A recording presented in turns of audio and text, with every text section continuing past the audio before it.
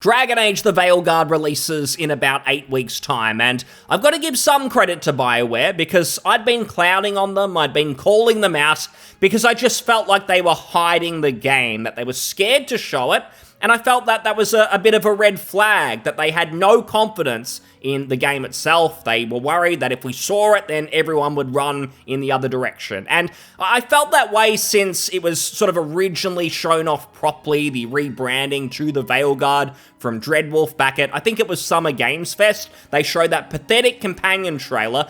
Everyone was laughing. They then sort of hastily put together some gameplay footage, which was like the intro of the game and nothing really else. And then that was it, like radio silence for ages. That has now kind of changed. There's been this IGN 22 minutes of gameplay, and it does feel like every other day they are releasing new information about the game, whether it's companion information, gameplay itself, or progression systems, sort of technical information about what you'll be doing to upgrade your character, that sort of thing. So they are showing some of that stuff now. It is, again, very, very late. We're only a couple of months from release. And I will say, them actually showing all of these things now, showing the gameplay in a bit more depth, it doesn't actually ease concerns. It doesn't sort of discredit the idea that they were hiding the game previously. Because what's very clear from seeing, for instance, this 22 minutes of gameplay from IGN, it's very clear that they did have something to hide. They weren't showing the game, and whether this was the developers, whether it was EA leadership, the marketing team, whoever, someone, I feel, said, don't show this game. Let's just get the pre-orders up, start collecting everyone's money, and we won't show the game until the last possible moment. Because it just looks as average as you could possibly get. I was trying to watch the gameplay footage. It was a struggle to get through all of it because it was just boring. There's nothing exciting about the Veilguard, and most games, if I think of them, especially games that I like, you can think of pros and cons. You can think of the good things and then some of the negatives. Even great games like Baldur's Gate 3, for instance, the character animations, the motion capture, incredible. The choice making, whether that's in combat or even when you're just making decisions for quests, that choice and consequence, it's all really strong, but I don't think it's a perfect game. For instance, the last sort of third of the game feels a little bit rushed, a little bit unfinished, and I think like the graphics overall, they look okay. Again, the character animations are great, but I don't think that the just sort of day-to-day graphics exploring the areas is anything to write home about. So just acknowledging pros and cons. When it comes to the Veilguard, I can't think of any genuine positives. Like, there's nothing that actually stands out as saying, like, it's doing this really well. Like, this is going to be a point of difference for the game. Now, I don't think it's the worst at absolutely everything. I think it'd be going over the top to suggest this is going to be the worst game ever. It's going to be like a Concord for sales numbers. I think it's going to be bad. It may lead to the end of BioWare because I think that EA are expecting a smash hit, or they're just going to wipe their hands of BioWare. They've had enough of them. They're not really producing. They haven't for 15 plus years. But if you just look at it, it's mediocre at basically everything. And I talked about them hiding the game until the last minute. Here's an example, I think, of why they were doing that. For instance, what is this? Dragon Age has ruined the design of the Canary. And I noticed this watching the gameplay footage, but it seems like everyone's calling this out now. Like, you look at the old school Canary from games from 15 years ago, old past Dragon Age entries. The Canary look kind of menacing. They at least look kind of masculine. Then you look at the modern Canary, which essentially just looks like you took a Canary model, so the body of a Canary, and then you just stuck a sort of feminine-looking human face on it, and you called it a day. It's either incompetence at BioWare, like they just legitimately cannot do their job properly. The artists are awful, which means they're about as useful as the people who've created the companions, the writing team, and so on, because they're at least as bad, if not worse. But the art's just not good across the board. Like, it looks like a mobile phone game. And seeing this, seeing the Canary, the state this is in, it just tells you a lot about Dragon Age the Veilguard. The tone is all wrong. Anyone who enjoyed Origins, which I think is where most fans come from, the other game's kind of divisive. Origins is what everyone loves. Everyone agrees it's great. It's all lost here. It looks genuinely bad, and if I was being generous, best case scenario, the art team is just lazy. The Canary looked pathetic. And it's the same for most of the other characters in this gameplay footage. The facial animations, they're just bad. They're not really industry standard for AAA. And I'm not really a big graphics person. I don't normally care. A lot of these indie games that I might praise, much lower budgets. On a technical level, the Veilguard might seem better, but the difference is BioWare actually have the budget, they've had the time, they've had years to work on this. It's not like Dragon Age 2 where it was rushed out by EA. It seems like they've had that time, and they're just incompetent. There's a lot of things like this. For instance, when they're running in the snow in this gameplay footage, like there's no footprints either. They leave those out, and it just suggests it's a bit below par compared to other games that are out there. Like, this team's just not as talented as other development teams making similar games. And again, it's not really the stuff I care about in an RPG, but people are starting to take notice, they're starting to call it out, and I'm just seeing across the internet, across all these RPG communities, even the people who are enthusiastic to some level with the Veilguard, interest is starting to wane. I'm seeing less defenders.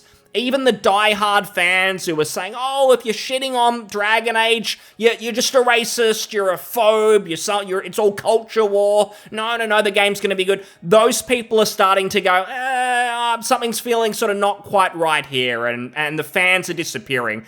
That's in the pre-order numbers as well. Like, no one's trusting BioWare this time around. No one's pre-ordering it. It's a good thing that no one's pre-ordering, but in comparison to other games that are releasing soon, it's doing pretty awful. Like, no one is buying this so far, and no one's going to buy it based on the Dragon Age alone. They're going to expect a good game. It's the only way that this is going to sell the BioWare name. That's not going to do it. It's got to be the game. And again, it's got no pros. There's nothing really positive to say. It might not be the worst game ever, but when you've got no positives, that's not going to sell anyone on it. People expect that in 2024 with all the competition, whether it's indie, AAA. It's only really the games that are sort of a big movement, like lots and lots of people get into it. Word of mouth, the Black Myth Wukongs, again, Baldur's Gate. They're the games that really do the big numbers that these companies, the EAs, want. And I'm not seeing any of that, any reason that anyone's going to get excited over the Veilguard. Just coming back to those pros and cons, I did slightly lie. I said there's no pros. The truth is, there is one unspoken positive. It's a positive that only a very small section of the gaming community actually care about and actually think is a good thing. The rest of us, we can see it for what it is. We can see it's actually bad and just awful for gaming. But these people think it's a positive. They've deluded themselves into thinking that by focusing on this positive, they're going to have a hit game, but we've seen that that's not going to happen based on the Concords, all these sweet baby games. The positive on their end, what they think is positive, is that basically making this DEI simulator, making the most inclusive, most diverse game ever, that is what's going to make it a hit. That's what they truly believe. And this has now become crystal clear. And if you watch this Veilguard footage, within 16 seconds, you will see it front and center. You will see this agenda and what's going on. So there's 3 people here showing off the game, and when I started to hear the voices, the people talking, it all sounded like, oh, we're gonna walk with this character, we're gonna go and see the person of color NPC, and then he's got an animal with him, and you can give the NPC a hug, you can pet the animal as well, it's all fantastic. All of those sorts of voices, so I thought there's at least a couple of women on this call. Turns out it's actually 3 biological men. And then I thought, okay, Corinne Bush, I knew that person, queer mancer, gender mancer, whatever, that's the director of the Veilguard, was already aware of that. But even Kat Bailey, director of news at IGN, also trans. And some people will say, oh, you're being nasty. Why are you just calling out that there's trans people who are involved in this game somehow? It's actually not just that. It feels a little bit more nefarious, and I'll explain why. So, IGN have exclusive marketing rights for the Veilguard. They're the only ones shilling this game right now and really pushing out videos and articles. Oh, the Veilguard, it's going to be the best thing ever. So, Kat Bailey, senior at IGN, clearly makes decisions over there, some decisions. If we go to this person's Twitter, Kat Bailey, trans, she, her. And then if you look at the sort of crap that IGN are pushing these days, like any sympathy I had for these people, I lost it when I saw this. Kat Bailey, again, Director News IGN, we finally cracked the case. And he's pushing this story about we've managed to not only track down an old Dreamcast console that once belonged to Minnesota Governor and Vice Presidential candidate Tim Walz, but we may have also uncovered at least one game that the former teacher turned politician has historically enjoyed. Crazy Taxi. Yay! So IGN is literally just going full mask off and pushing political propaganda onto people. That they're not pretending anymore. Here it is, current VP candidate, he's just like you, hello fellow gamers, here he is. And surprise, surprise, there's no other article of them unearthing maybe Donald Trump's old Game Boy from the 90s. It seems to just be one way. They're writing puff pieces for one side of the aisle. When they're doing this, when it's very clear that IGN do not care about gaming and their priority really is just to influence maybe young, impressionable gamers, hoping that they'll vote for the party that's maybe pushing their agenda, Kat Bailey's agenda, Corinne Bush's agenda, Corinne being director of the Veilguard, and the agenda that is just clear to see is you've got Kat Bailey, trans person, making decisions at IGN, blowing smoke up the arse of the whole BioWare team, pretending that, oh, you've got Dragon Age the Veilguard, it's so impressive, it's so incredible, let's keep pushing shill article after shill article. It's not because of the game itself. The game looks terrible. It's not about the game. It never was. This person, and many like them, they're simply pushing the Veilguard because they think it pushes their political agenda that little bit further. When you've got Corinne, director of the Veilguard, again, queerosexual gendermancer, trans director of the game, they think that Veilguard being a success means it's a win for trans rights. Like, the good guys are winning, this is incredible. Not just trans stuff, everything else. All the diversity stuff, all the DEI stuff that's crammed into Veilguard. It's very clear to see, it's more invasive than many other games that I see. And we've had a few of those recently, like the Concords, the other games that I've mentioned. I wonder if they're running scared because those games have failed so miserably that the idea that the DEI stuff isn't playing a part in those failures is just total cope at this point. I'm seeing this all the time now where you'll have these copers who'll go, no, Concord didn't fail because all the characters you could play as were obese. The men look like women, women look like men. No, that's not why the game failed. It's because it was $40. That's why it only sold 25,000 copies. The most embarrassing number ever. People are starting to realize Concord may be the biggest video game flop disaster of all time. Nothing else may come close. Even if you look at BioWare's failures, like Anthem, like I used to think of that as like a serious failure. Anthem still sold 5 million copies. 5 million, that's a pretty good number when we compare it to Concord's, yet people said that's bad, like BioWare might close. Then you look at Concord.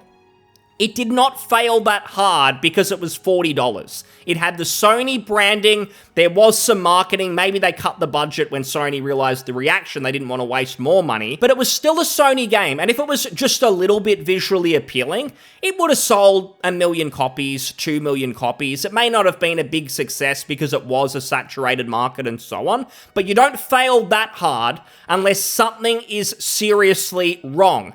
And what's wrong is just this whole agenda that had been going on for years feels like it's reached a breaking point now. Like, people were starting to get sick of this crap.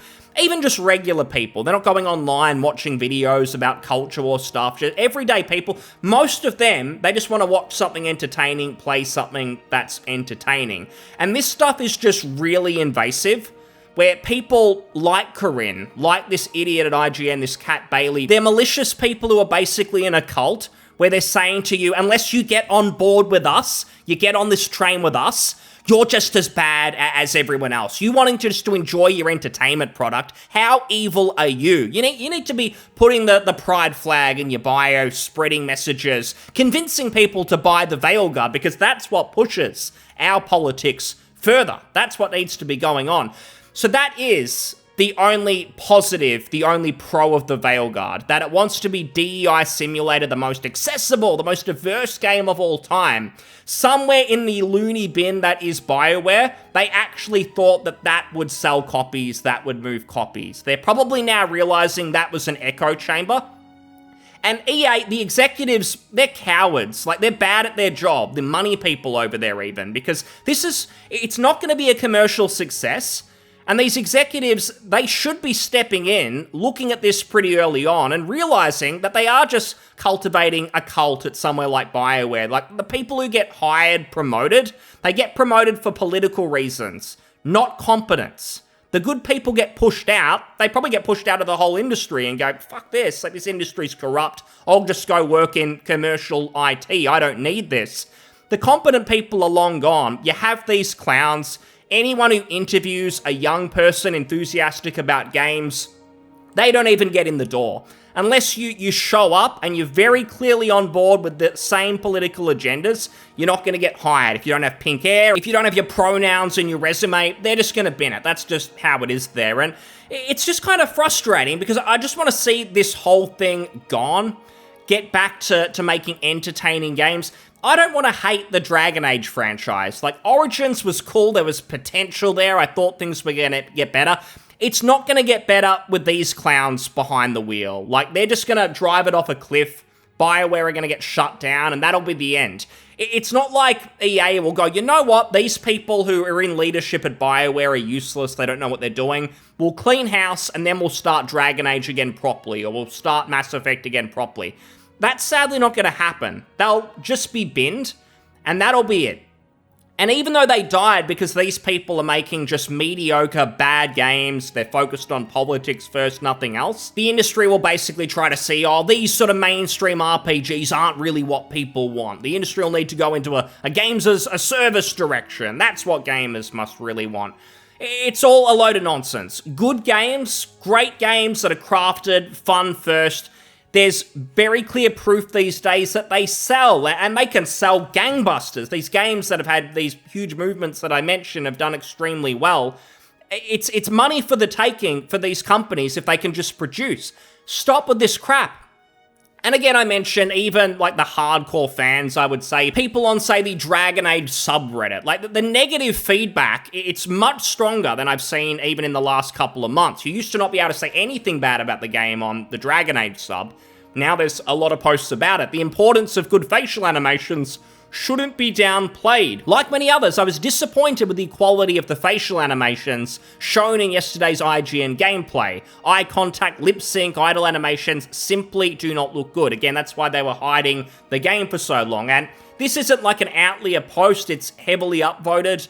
A lot of people are saying similar. The IGN gameplay has me both excited and worried. And then you break down what they're saying, well, they're saying more negative things than positive things. And even the most upvoted comment, I thought the facial animations could use work, and I noticed that the water looked really weird. There was no footprints in the snow, and I think people are noticing the same sort of thing I am. It's not about these individual things, like the footprints in the snow. It's about the lack of attention to detail. Something feels wrong with the team. They've got all this money, all this budget, and they're producing a game that feels behind those that were released over 10 years ago. It feels like there's a serious lack of talent, and I've just picked out a couple of posts, but you look at YouTube, for instance, heavy dislikes on the 22-minute gameplay trailer. You look basically everywhere. It's hard now to find genuine positivity about the game itself. If there's any positivity, it's things like fan art of the companions, which, again, look awful. And we'll end with this, because clearly BioWare, they're going for that same audience who purchased Concord, that sector of the market. Like, the games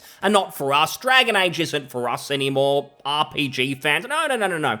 Concord market is what they're chasing. And we can see that here. Someone found a YouTube comment where Virginia says, whoever developed the simple to use but deep in scope progression system, thank you. Overly complex progression systems make my brain hurt.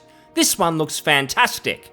And then a reply, yes, I'm not surprised that slightly complex things hurt your brain. You displayed that multiple times already. And the truth is, you get some of these people, they don't really like RPGs, so until you actually take out anything involving choice, they'll say it's too complicated. Like, what it seems to be now in the Veilguard, the companion skill system, for instance, it seems like you barely make choices. Like, by the end of that game, probably halfway through, you've picked all of the skills, and you don't actually have to make any decisions. If it wasn't clear already, this game is going to be mediocre. The people making it, they're clowns. The IGNs, the games media shilling for it, also clowns, also pathetic.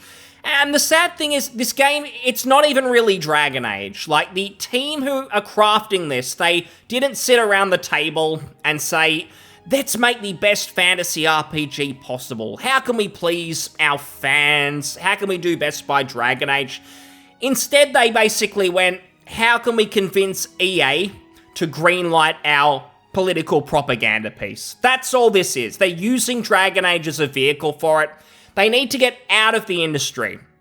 It has to stop. Fortunately, it seems like that tide is turning, and companies aren't going to be able to get away with this, making average games political messaging. People aren't buying them anymore. We demand great games that are made for the right reasons. Unless you are really committed and have a clear vision for a game that's going to excite people, it's going to please gamers, you're going to fail. That's what we've learned from the last couple of years. You have to make something great. This is not going to be great. It's going to be a flop. Maybe not a Concord flop, but I don't think it's going to hit the numbers that EA want. And I don't hate Dragon Age. I hope there's a day that the Dragon Age IP, the Mass Effect IP, many of these old ancient IPs, they end up in good hands. We get something good again. I don't hate these IPs. I just hate these people. I hate the people that are making them. Thanks so much for listening. I'll see you on the next one. Cheers. Bye.